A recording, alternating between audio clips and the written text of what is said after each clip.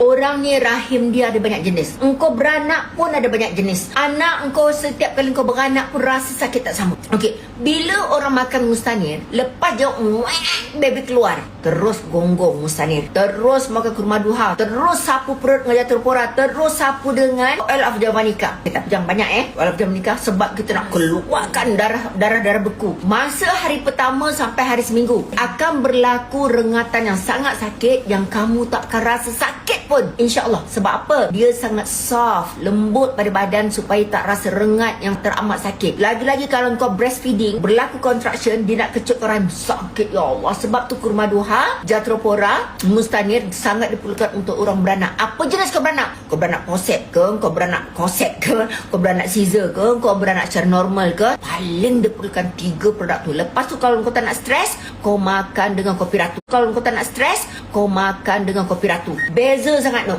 Wallahi beza kesannya. Kenapa saya kata Mustanir? Mustanir ni dia bukan untuk beauty, bukan untuk kecantikan, tetapi dia diperlukan untuk paru-paru, untuk kesan luka pembedahan, dan dialah menjadikan diri kita rejuvenation, iaitu memudahkan secara semula jadi, memperbaiki saraf yang luka ataupun saraf yang lemah. Bila kita bersalin secara scissor, kita akan disuntik dengan jarum yang begitu panjang kat tulang belakang. Kalau kita tidak memakan produk yang betul, kita akan melalui sakit pinggang yang berpanjangan. Sebab tulang belakang jangan buat main. Lepas tu kita akan cepat pelupa, rambut gugur kesannya selepas bersalin. Bersalin normal sakit, bersalin scissor sakit. Yang tak sakit tu jangan beranak.